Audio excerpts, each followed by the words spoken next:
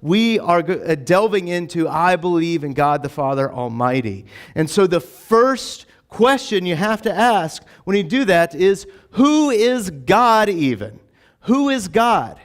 Because you're like, oh, well, it's God, right? But God, what does it mean? What does it mean for God? Because if we ask this, many people may say different things.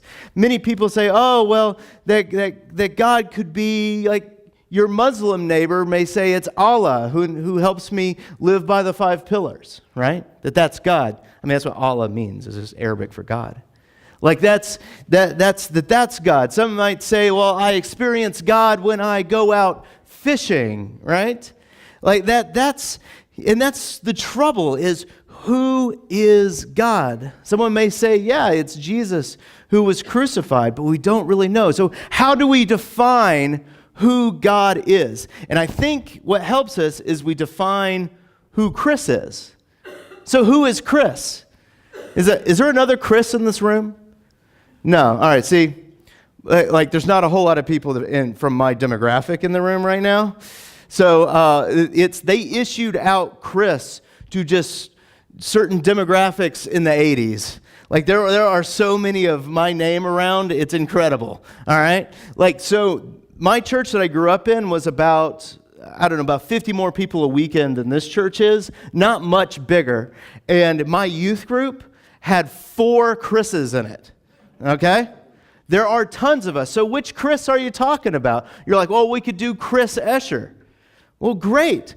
Escher's a weird last name. Like, it's not exactly common, right? But a simple Facebook search finds this joker. No, that's God. Come on, there he is. Now you find this joker with the Superman shirt on right there at his wedding.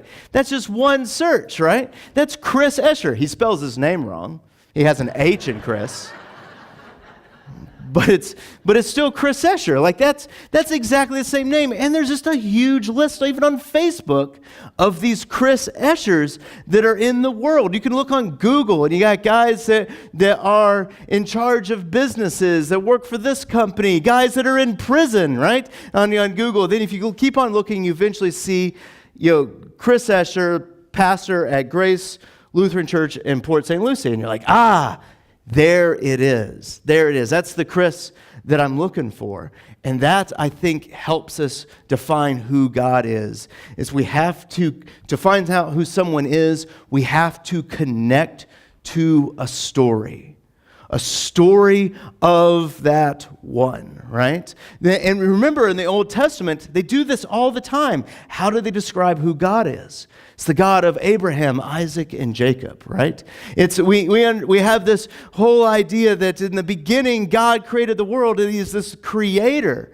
It's this God that has passed down this story, and we are being part of it. So let's tell the story. Let's tell the story. Let's connect this story a little bit. So you have Abraham, right? The God of Abraham, Isaac, and Jacob comes to him, and he creates this nation out of these people. And we fast forward a little bit, and they end up in slavery to Egypt.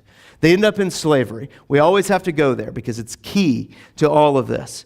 They end up in slavery to Egypt, and then Moses, who is Israelite, who is a Jew, but then was raised as an Egyptian, has a little fight with his brother, and he's like, fine, I'll leave. And he goes to be a shepherd in this wilderness area, and he's shepherding along, and all of a sudden he comes across a bush that's on fire, but it isn't going to be consumed. And from the bush, it says Moses, right? Like that's like Moses. Like what?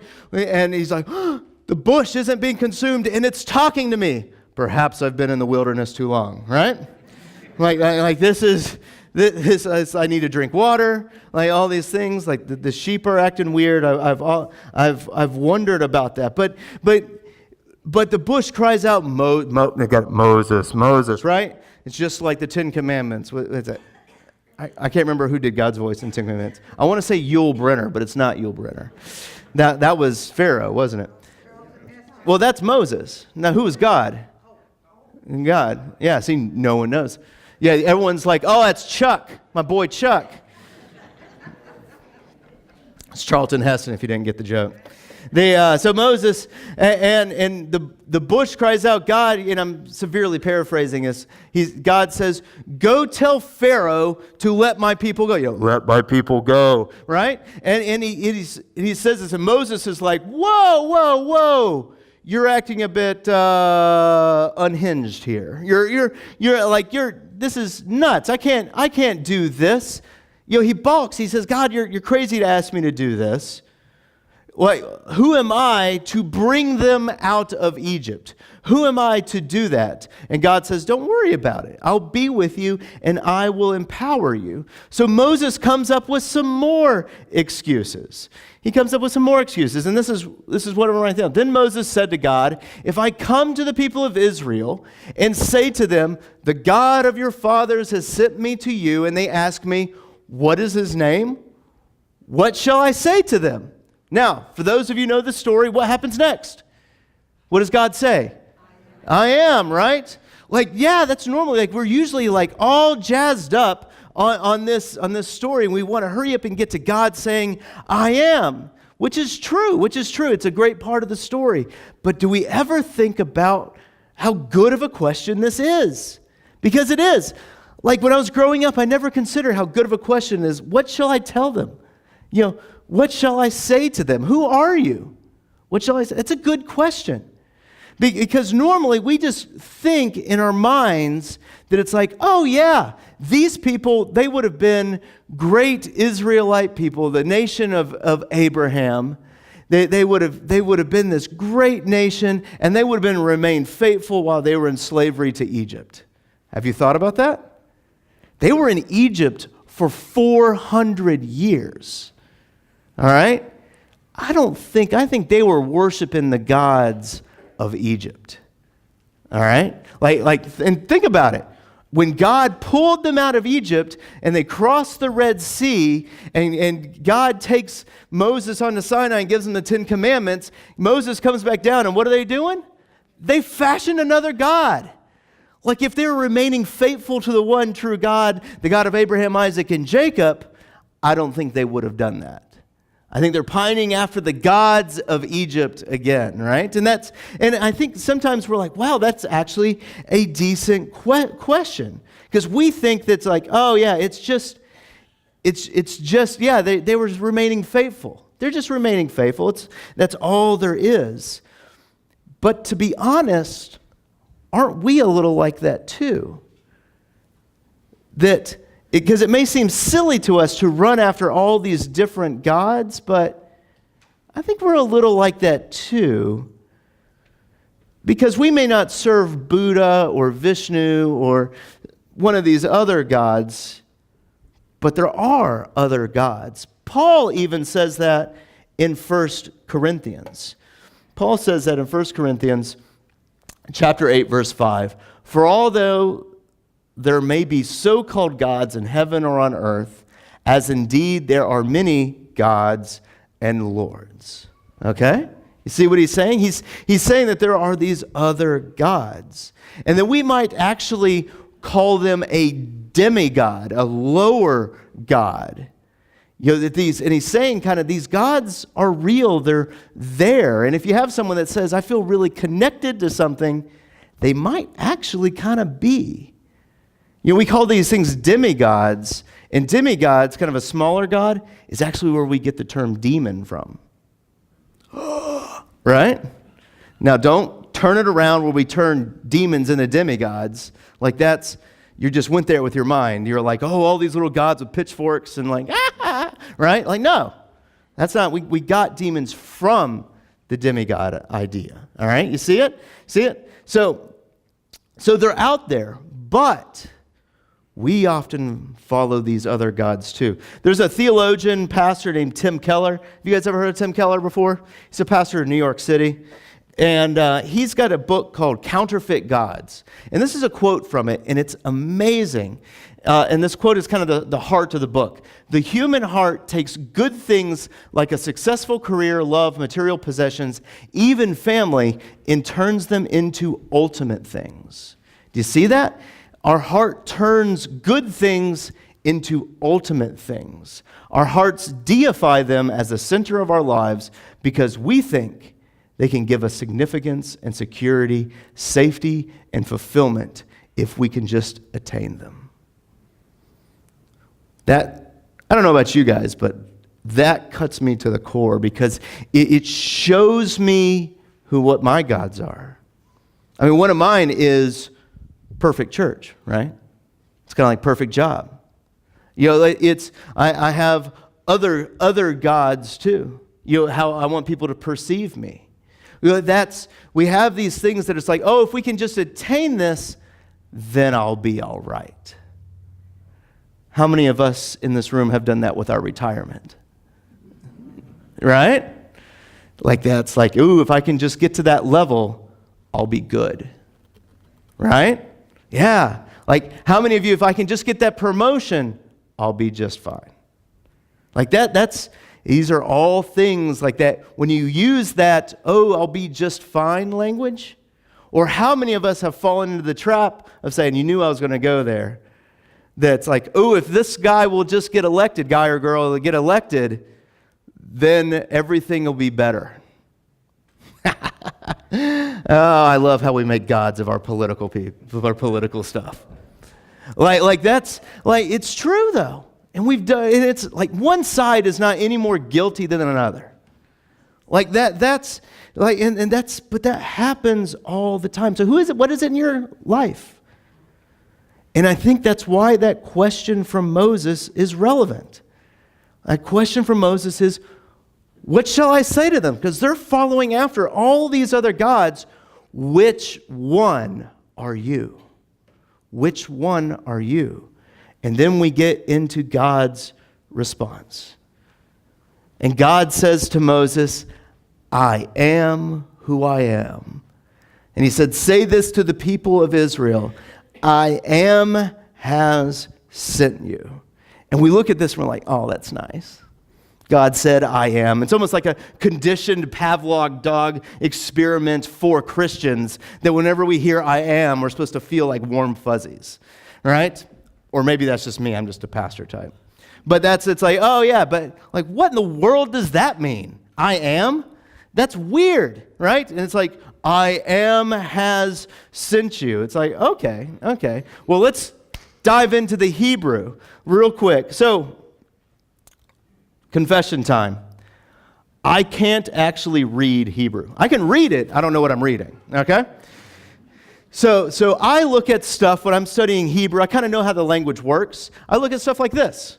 And so this is called an interlinear Bible. And Hebrew is actually backwards. Did you know that? So this is a word here, and it goes this way. So yeah. So this is ewa. This is not quite right. It's ewa. And so away. There it is. Away. Gosh, I was getting it wrong. Away. All right. And so I am who I am. Away. Eshar. Away. Okay. All right, so remember that. And that's kind of, this is how I use and look up stuff and in Hebrew and all that, but it's Ewe. Go tell them that I am who I am. Ewe Ashar Ewe. Like that's, go tell them that. And so what does I am mean? What does Ewe mean? It means the essence of being, the essence of everything around. Like I am I am. Like I'm the fullness of everything. Now, are you guys ready? We've been building scaffolding. Here we go. This is when it gets cool. So, when Moses went to the Israelites in slavery to Egypt and said, I am has sent me. Did he say I am? No, he didn't. He changed the verb form, most likely. He changed the verb form, and this is so cool. At least I think so. He changed the verb form, and he said, he is sent me. Do you know what he is in Hebrew?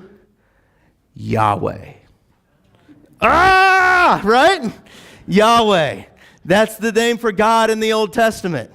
Like, that's awesome, isn't it? Like, I am has sent me. He is has sent me. Yahweh has sent me. And we know the story that God pulled them out of Egypt. He pulled them out of Egypt, and then they brought them out to the Ten Commandments, gave them this covenant around the Ten Commandments, and they wandered around in the wilderness for 40 years. And as they're wandering around in the wilderness, God is just giving them covenant after covenant, saying, I will be your God, and you will be my people. I have rescued you, and I will always watch over you and save you. I am even saving you from the gods that you have served in your past. Even though you have served other gods, when I came down with my covenant off the mountain to you, I still love you and I'm still bringing you out of it. That's the story that they have, and God gives them a creed. It's called the Great Shema, and it's in Deuteronomy chapter 6, verse 4. And it says, Hear, O Israel, the Lord our God, the Lord is one.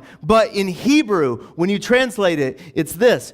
Listen up, O Israel, the Yahweh, our God, Yahweh is one. Or, listen up, Israel, He is our God, and He is alone. He is one. You see that? And this became their rallying cry. This was their verse. This was their John 3:16, if you're wondering. All right? So this became like their verse. Listen up, O Israel.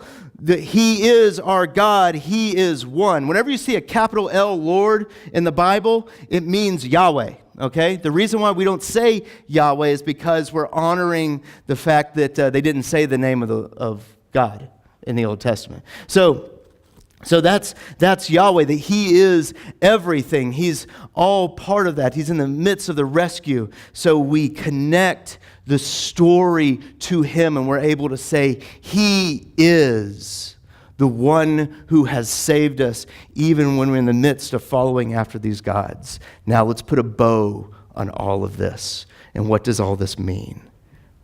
It means something like this. Remember when we read it from Paul in 1 Corinthians chapter 8 a little bit ago, and he talked about all these gods? Well, if we look to the very next verse underneath that, he says this, Yet for us there is one God. What does that sound like? And then he explains who He is the Father through whom all things and for whom we exist. He's quoting that Deuteronomy passage. He's quoting that passage. He's saying, this is remember the Great Shema, guys? This is it. But what does He do? He says, and the one He is, the one Yahweh, the one Lord, Jesus Christ, through whom all things and through whom we exist. He's claiming with this 1 Corinthians 8, 6 through 7, he's firmly putting Jesus into that Yahweh, He is category. So if you're ever wondering, where does it say that Jesus is God? This is it. This is it. It doesn't just come out and say, oh, Jesus is God. Like, it doesn't say that. But it says it here. That's it. And this is what it means. Is that the God who saved His people from all the gods of Egypt, from their slavery, and He brought them out and brought them into freedom, is the same God in Jesus Christ who died and rose again so that you could be saved from all your gods that you have followed throughout your life, and pulled you out and put you into freedom so that you may have life and eternal life in His name. That's what it means. We connect to the story of God, and Jesus is connected to Him. And because of His death and resurrection, we are also connected to Him. So have life, peace, and hope, because God saves His people. And this is what we're going to look into for the next 7 weeks. So I believe in God the Father Almighty. We connect it to the story.